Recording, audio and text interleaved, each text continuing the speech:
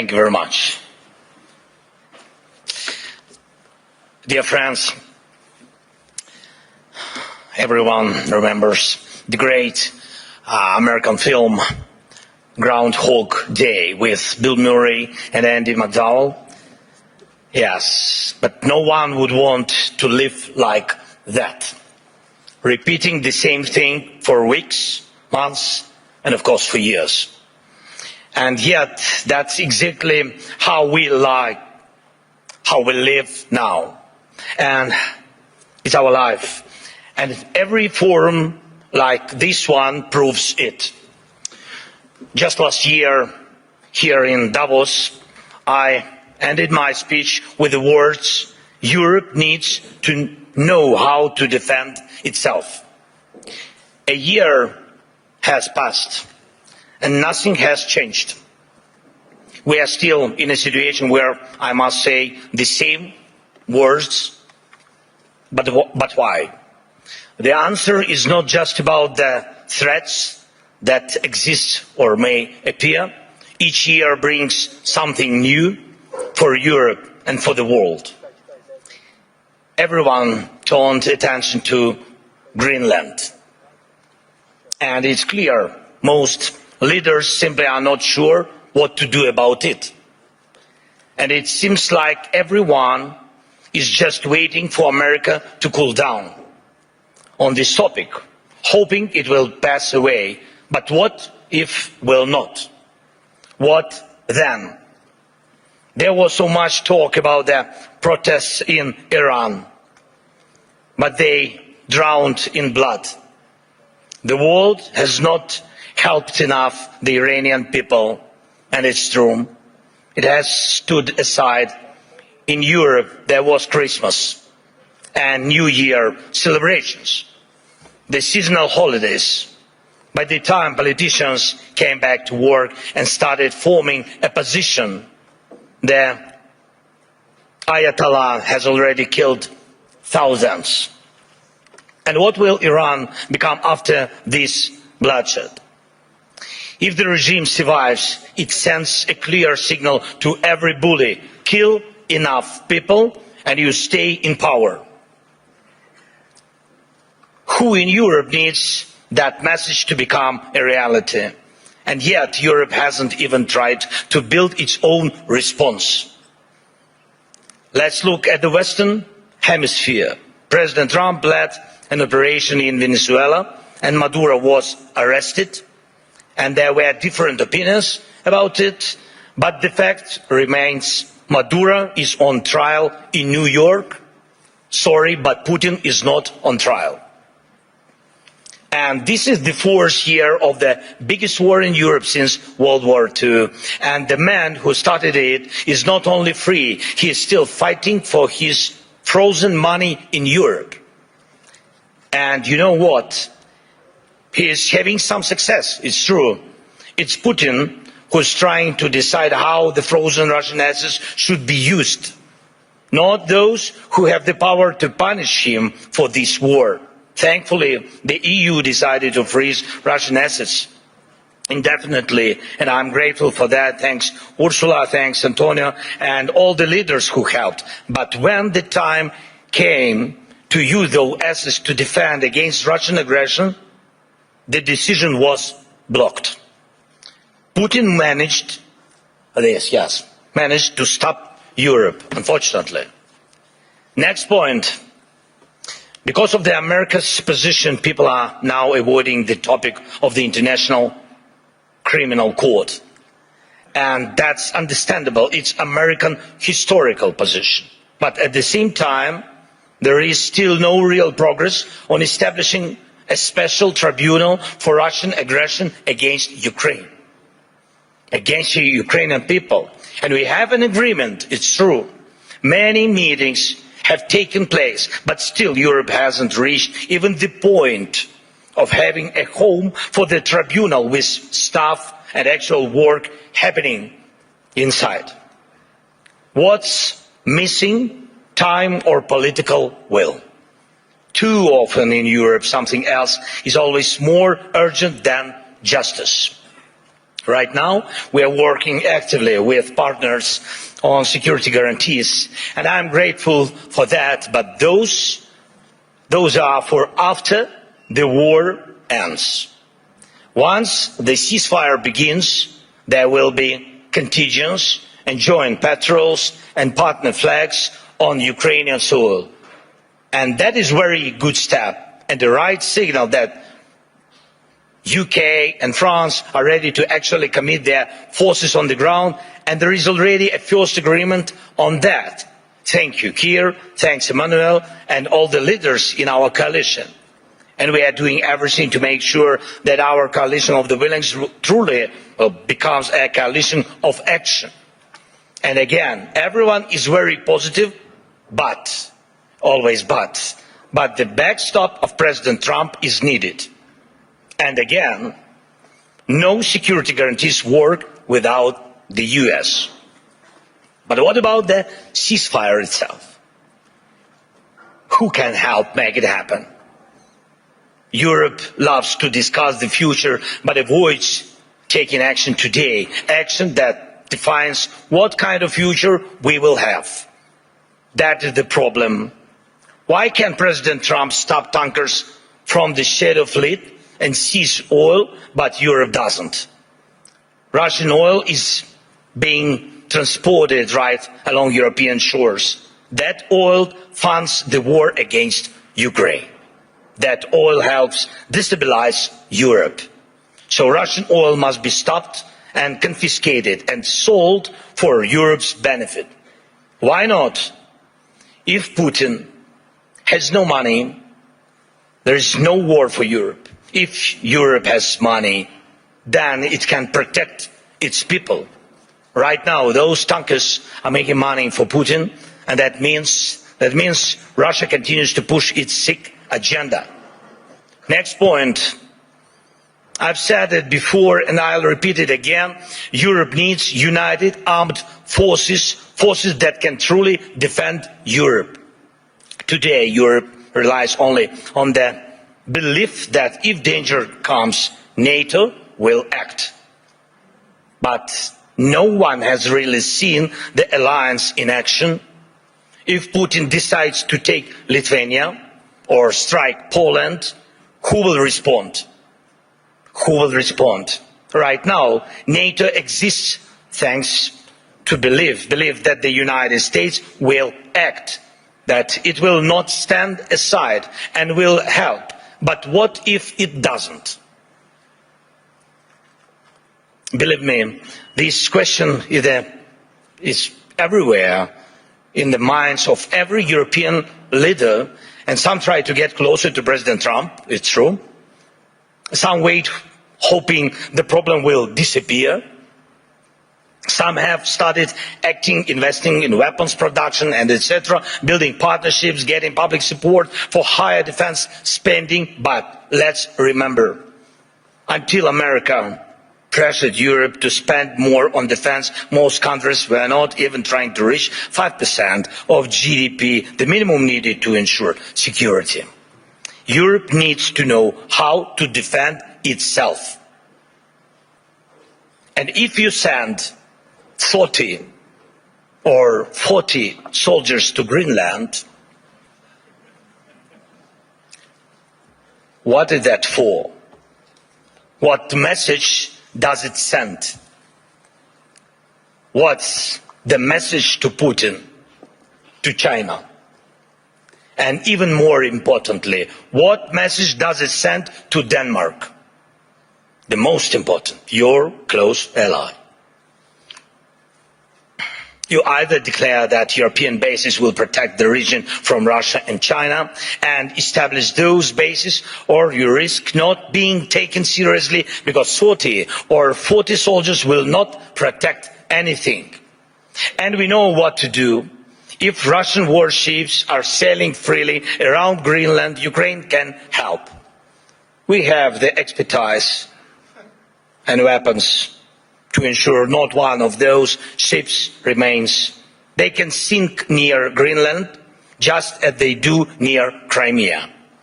No problem, we have the tools and we have people For us, the sea is not the first line of defense, so we can take actions, and we know how to fight there if we were asked and if Ukraine were in NATO. But we are not. We would solve this problem with the Russian ships. As for Iran, everyone is waiting to see what America will do. And the world offers nothing, Europe offers nothing, and does not want to enter this issue as a supporter of the Iranian people and the democracy they need. But when you refuse to help the people fighting for freedom, the consequences return, and they are always negative. Belarus in 2020 is the example. No one helped their people, and now Russian or ethnic missiles are deployed in Belarus within range of most European capitals. That would not have happened if the Belarusian people had won in 2020. And we have told our European partners multiple times, act now. Act now against those missiles in Belarus. Missiles are never just decoration. But Europe still remains in Greenland mode. Maybe someday someone will do something. The issue of Russian oil is the same. It's good that many sanctions exist. Russian oil is getting cheaper, but the flow has not stopped. And Russian companies that fund Putin's war machine are still working. And that will not change without more sanctions. And we are grateful for all the pressure put on the aggressor. But let's be honest. Europe must do more so its sanctions block enemies as effectively as American sanctions. Why is that important? Because if Europe is not seen as a global force, if its actions don't scare bad actors, then Europe will always be reacting, catching up with new dangers and attacks. We all see that the forces trying to destroy Europe do not face a single day. They operate freely, even operate inside Europe. Every victor who lives off European money while trying to sell out European interests deserves a smack upside the head. And if he feels comfortable in Moscow, it doesn't mean we should let European capitals become little Moscows. We must remember what separates Russia from all of us.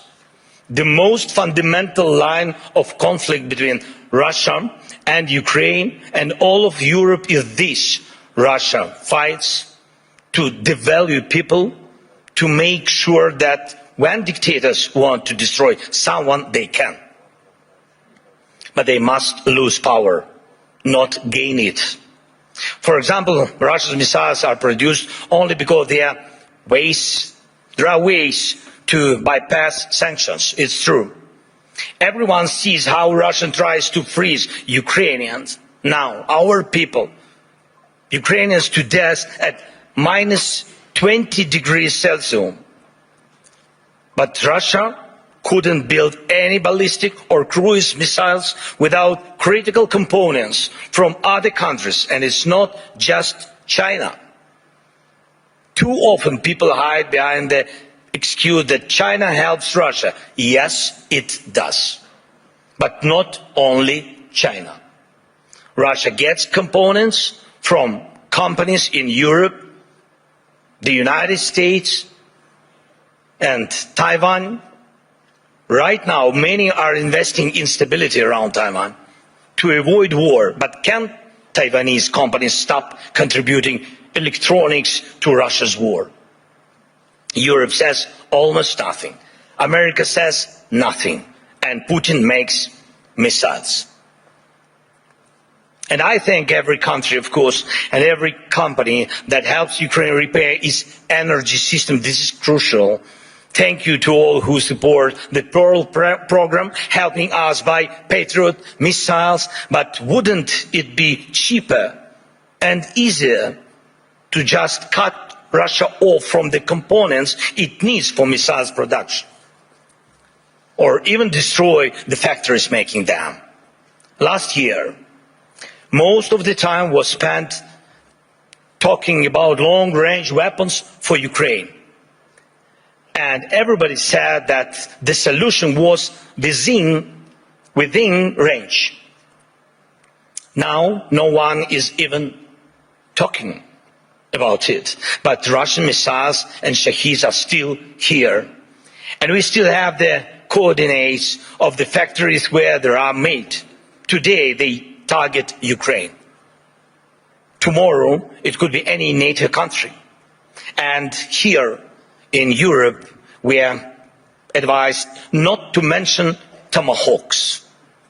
Not to mention tomahawks to the Americans, not to spoil the mood. And we are told not to bring up Taurus missiles. When the subject is Turkey, diplomats say don't offend Greece. When it's Greece, they say be careful with Turkey. In Europe, there are endless internal arguments and things left unsaid that stop Europe from uniting and speaking honestly enough to find real solutions. And too often, Europeans turn against each other, leaders, parties, movements and communities, instead of standing together to stop Russia, which brings the same destruction to everyone.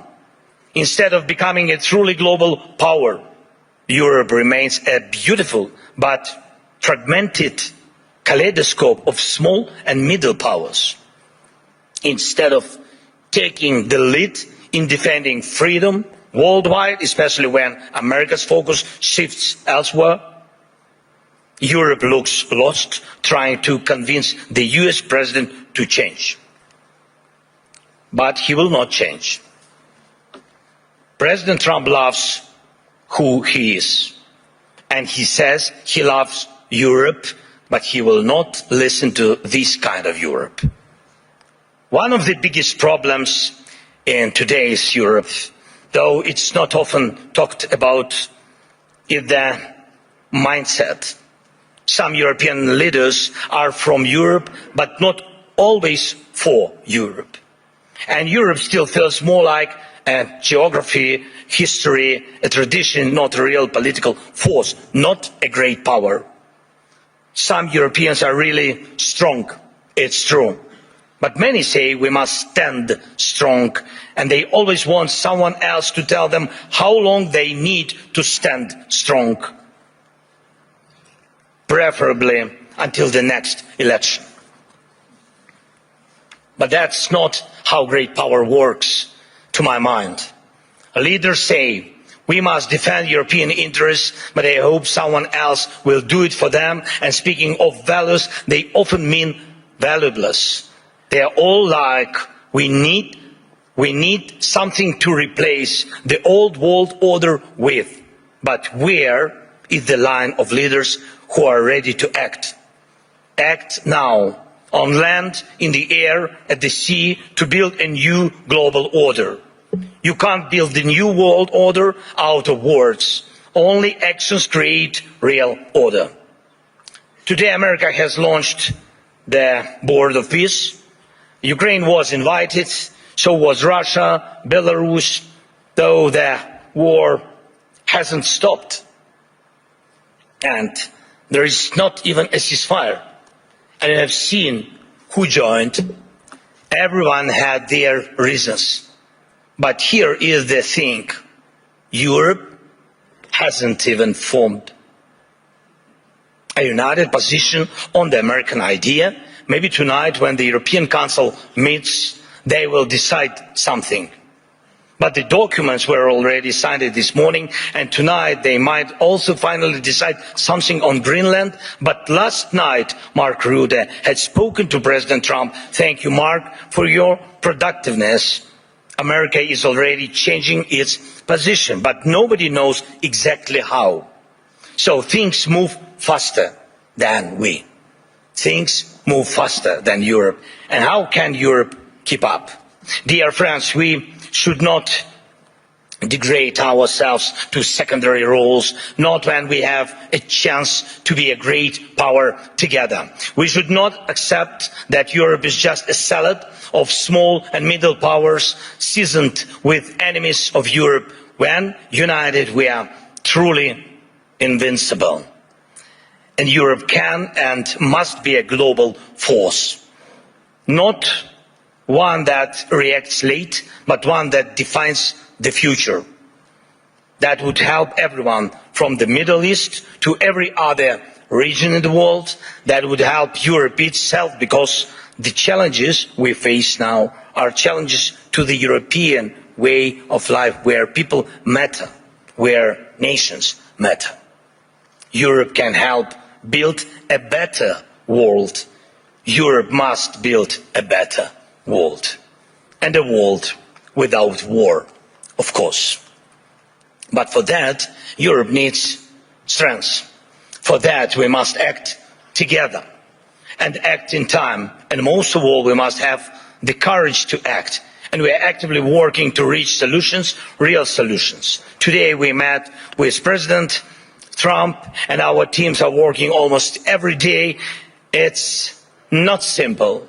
The documents aimed at ending this war are nearly ready, and that really matters. Ukraine is working with full honesty and determination, and that brings results. And Russia must become ready to finish this war, to stop this aggression, Russian war against us.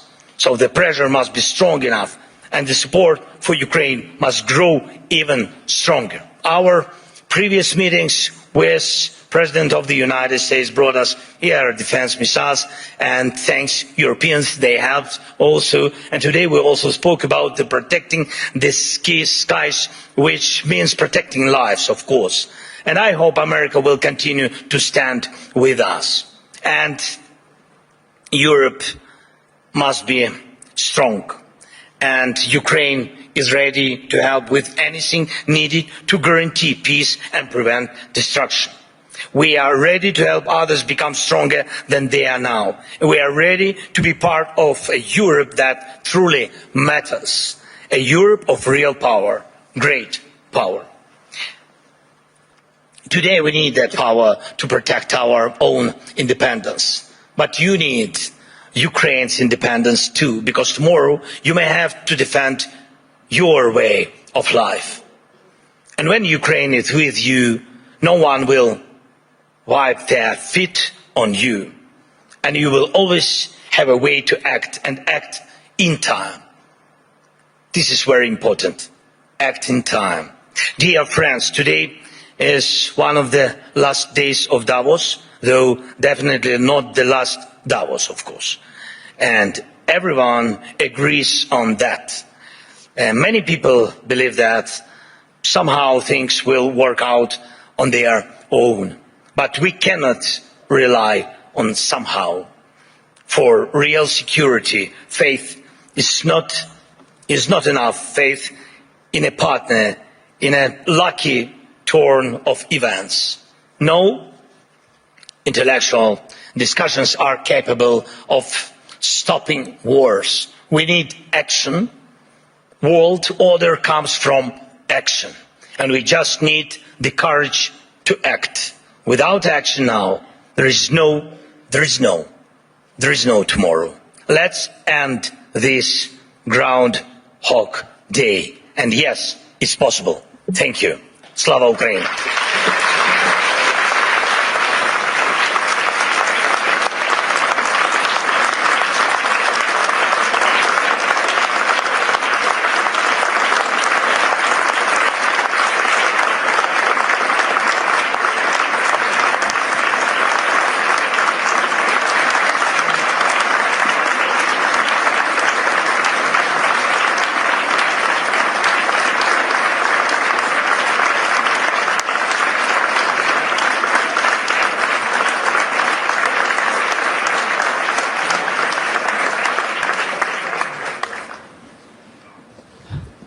The President wanted me to sit, but I think you deserved every part of that standing ovation. Thank you so much. Mr. President. It is very good to have you back. How did your meeting with President Trump go? Honestly, Of course, honestly. But of course, in the interest of your country. yes, it was in the interest of my country. Yeah, the meeting was, I I think... would never question that. No. The meeting was good, thanks to President, and thank you that he found time for us. And it's really, today I saw like my team, and they spoke with American team. And before my meeting with President Trump, my team spent a lot of time with Americans. And even I wanted to ask President Trump to give them American passports, because I think that they, really spend a lot of time. But be honest, I think that the meeting is very important. We need in our boat, I hope this is the boat, this is ship to peace, and we need very much to have the United States.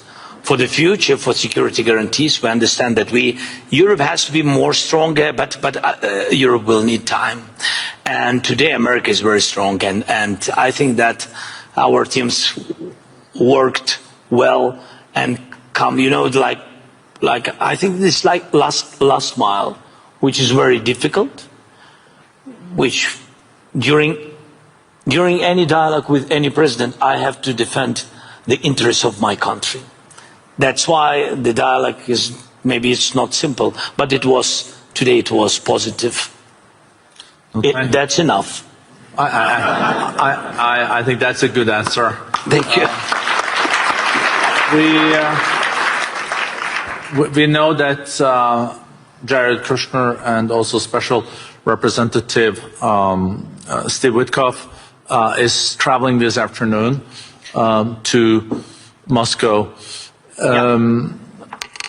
I think that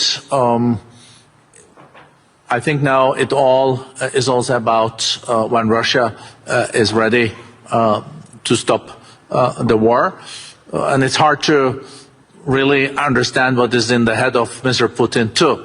But what do you think are the current calculations in Moscow? First of all, yes, American team will go to Moscow today.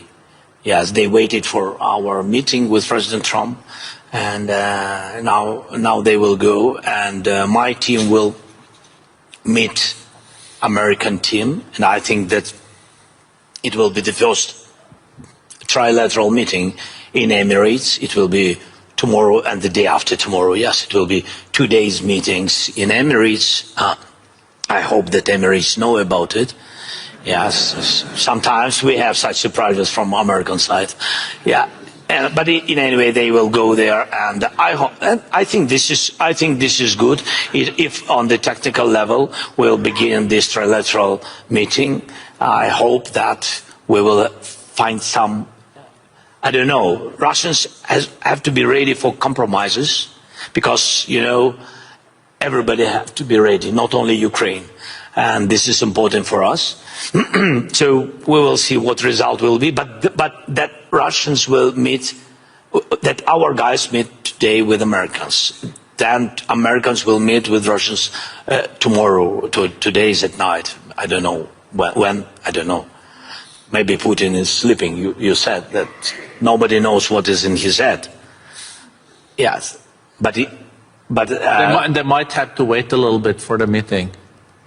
I don't know. But tomorrow and the day after tomorrow we will have our guys will have trilateral meetings. It's better than not to have any kind of dialogue. So we are under attack. People live without electricity, and we are in a difficult situation. But Russians also in a difficult situation. We are answering on their attacks, and God bless. The war will stop. I hope so.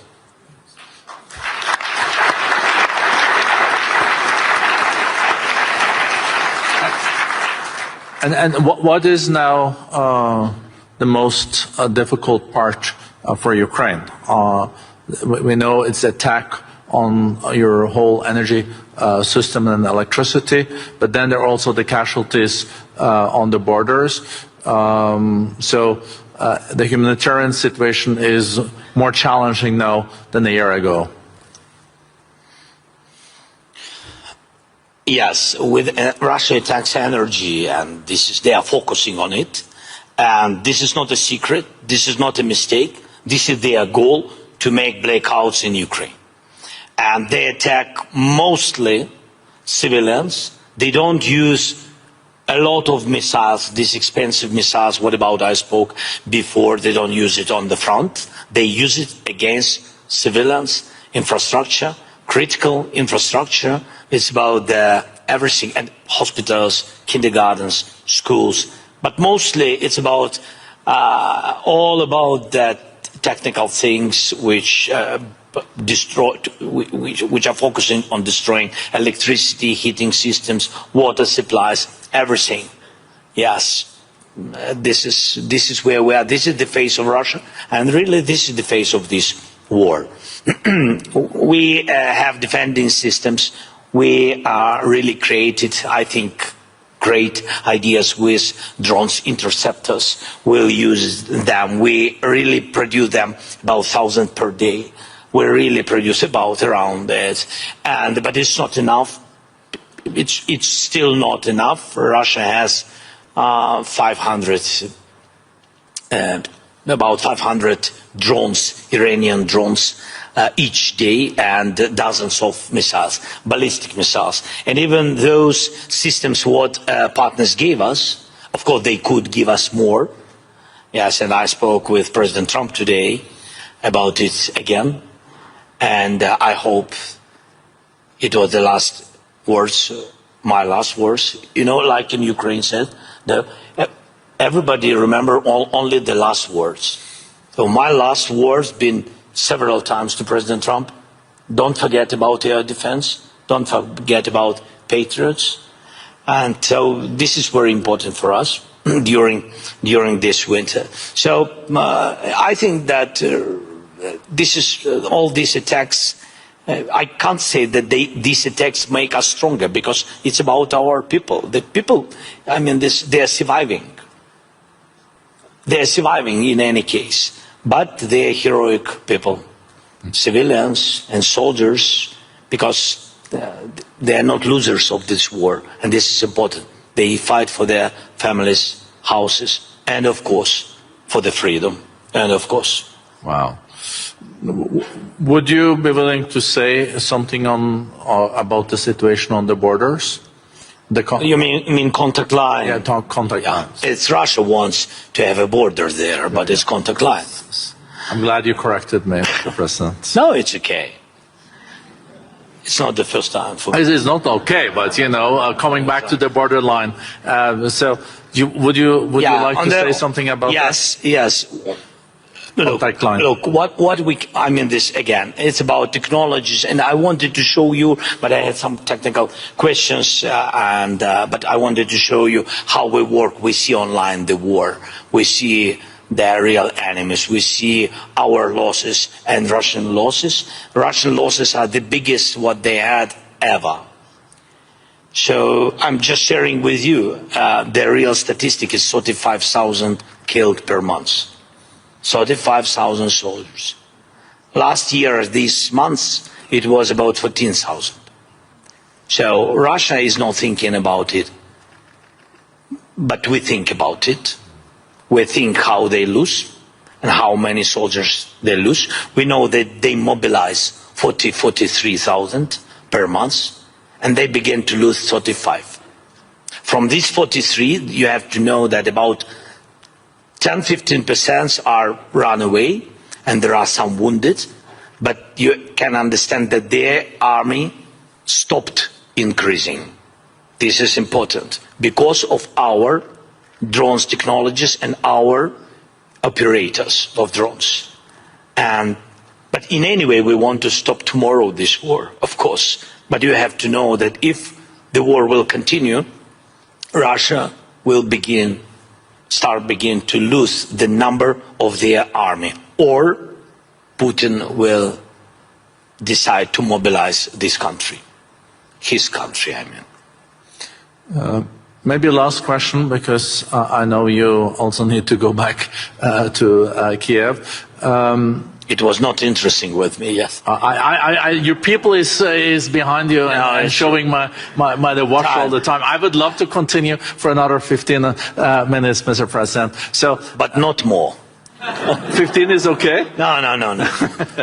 Okay. The last question. So my last question, Mr. President, how can the people here at the World Economic Forum and in Davos support the most? I think you heard the applause. I think everyone wants to also show solidarity with you and the country.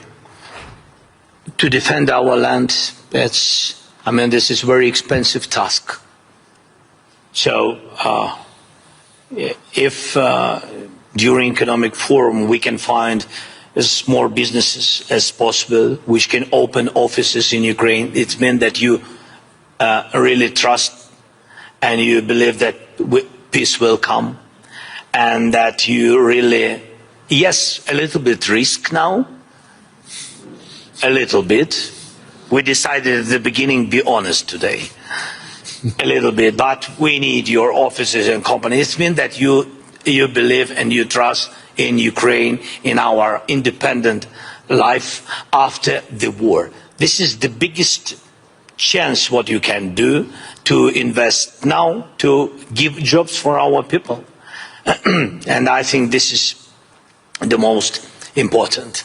This is real support, not words, real support. Jobs, money, investment, come often to Ukraine. Thank you. Thank you.